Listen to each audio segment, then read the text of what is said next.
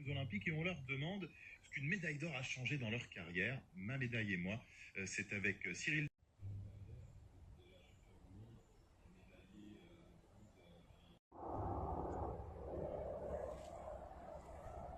J'ai l'impression d'assister au début d'un conte pour enfants.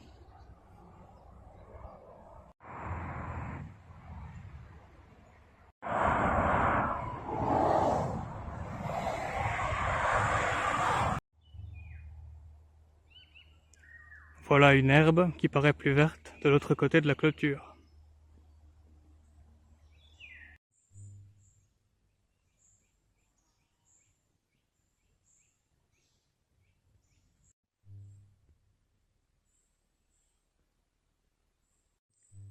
Petite surprise à la boulangerie ce matin, on ne fait pas de sandwich. Effectivement, on est dimanche et ce n'est pas rentable. Du coup, je suis allé à l'Intermarché, mais ce chenapan n'ouvrait que vers 9h30. Eh bien, j'aurais consacré une partie de ma matinée à me reposer.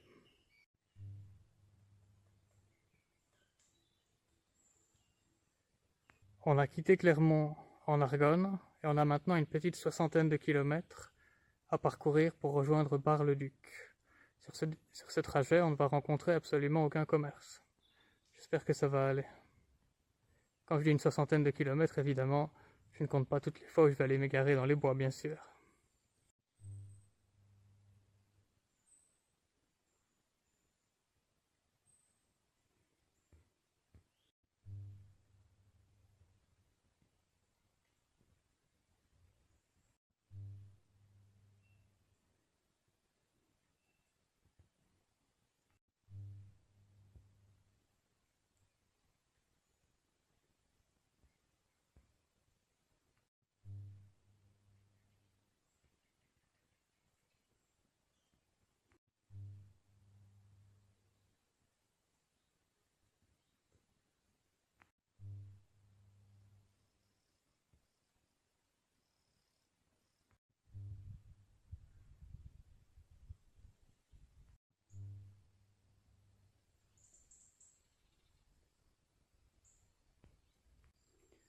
Aujourd'hui, comme je traversais la forêt d'Argonne, je rencontrai un sorcier.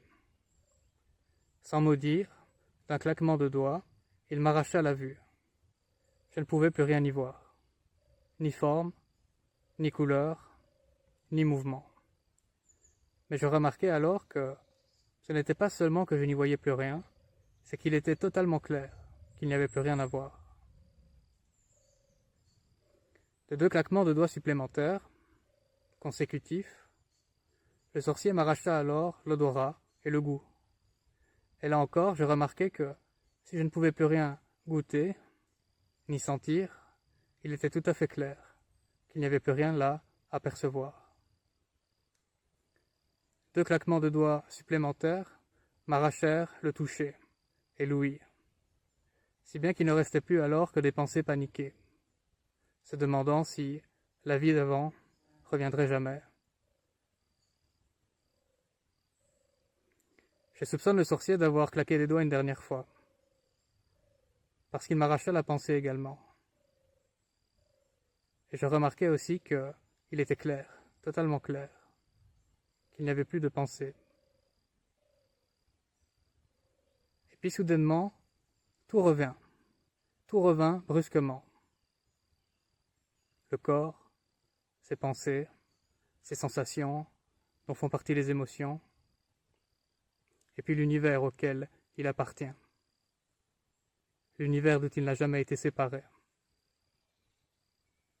Et je me demandais alors si, au fond, tout cet univers n'était pas à l'intérieur de moi.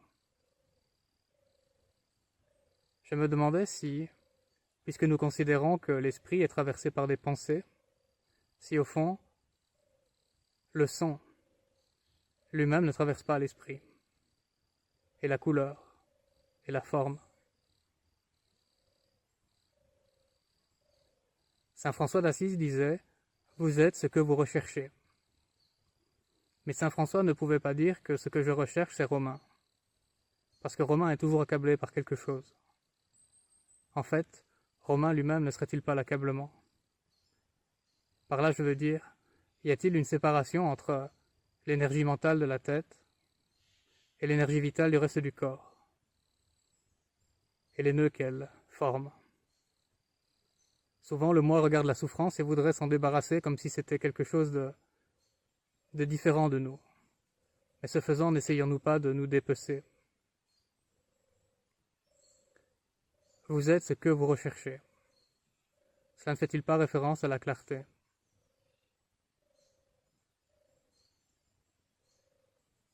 En général, la pensée essaye de fabriquer toutes sortes de solutions pour résoudre les problèmes que nous rencontrons. La pensée, c'est le mouvement du passé, c'est le mouvement de la mémoire. Il me semble que nous ne laissons jamais le présent raconter sa propre histoire. Même lorsque nous allons voir un thérapeute, c'est la voix imaginaire qui est entendue au niveau de la tête, qui s'exprime à voix haute et qui raconte une histoire pour la souffrance elle-même. Mais qu'est-ce que ce serait que de rester avec la souffrance telle qu'elle est? Il me semble que lorsque nous prenons conscience que nous sommes comme prisonniers de ce grillage de la pensée, comme encagés, et que nous rendons l'attention si tranchante qu'elle en vient à défaire ce rideau de mailles, nous pouvons toujours trouver en nous une forme de souffrance, un déséquilibre, un mal-être. Et si nous restions avec cela? Si nous en faisions le cœur de la clarté? Il me semble alors que la souffrance a une histoire à raconter, mais que cette histoire, bien sûr, ne s'exprime pas avec des mots ou avec des images mentales, puisque les mots et les images mentales sont le mouvement de la pensée. Il me semble que cette histoire, elle se déroule dans le corps, qu'il y aurait quelque chose de l'ordre d'un bourgeon qui se mettrait à éclore, et puis à faner. Dans mon expérience personnelle, il me semble que la souffrance de l'être humain n'est pas inéluctable. Nous ne sommes pas condamnés à souffrir. Même si je ne suis pas parvenu à éliminer toutes les formes de la souffrance, il me semble que chez moi, l'ennui, la solitude et les regrets n'existent plus. Il y a longtemps que cette forme de souffrance ne prend plus place. Lorsque nous restons avec cette souffrance à partir de la clarté, quelque chose se produit dans le corps. Nous nous mettons à digérer cela.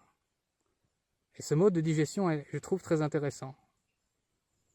Lorsque je mets un sandwich dans mon estomac, ce que j'adore faire en tant que randonneur, je ne dois pas faire un effort pour le digérer, et vous non plus, n'est-ce pas?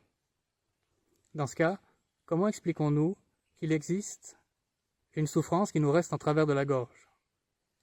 Une souffrance que nous ne parvenons pas à digérer. Y a-t-il quelque chose en nous qui ne fait pas son travail? Et j'en viens à me demander si, au fond, la pensée n'aurait pas pris toute la place. Or, il existe un autre versant à l'activité mentale de l'être humain, qui est l'attention. Et je me demande si l'attention ne serait pas comme complètement stupéfiée par le mouvement de la pensée. Si nous pouvions, comme transvaser cette énergie depuis la pensée vers l'attention, rendre notre attention tellement si tranchante, l'élargir à la fois à l'extérieur et à l'intérieur du corps, pour qu'elle ne fasse plus qu'un avec la clarté, si nous pouvions, comme le disait peut-être le fondateur de l'aïkido, unifier le corps et l'esprit, unifier l'attention et la clarté,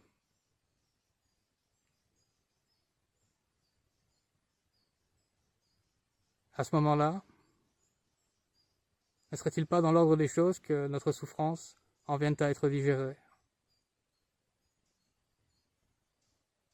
J'espère que ces petites informations que je partage avec vous peuvent vous être utiles, qu'elles peuvent vous aider à voyager plus légèrement.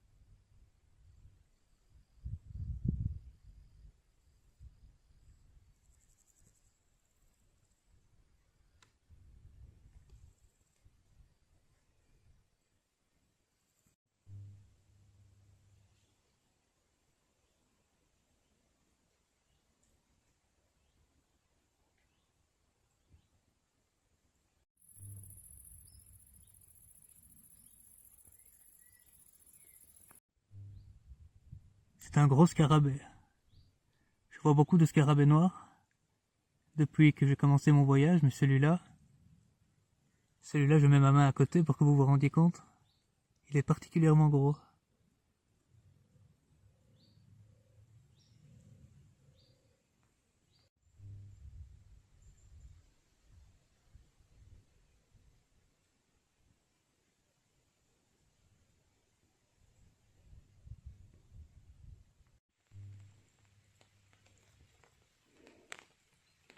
Ça c'est la petite pluie juste avant de monter la tente. C'est pas sympa.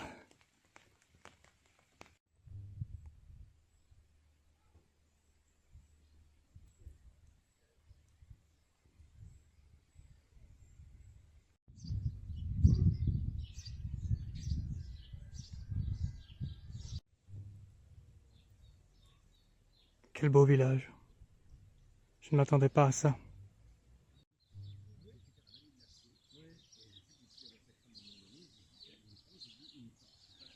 On a trouvé un campement.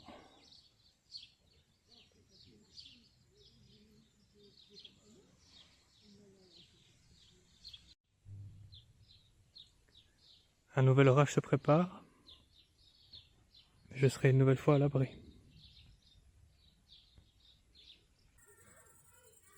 Bon, il faut que je vous explique.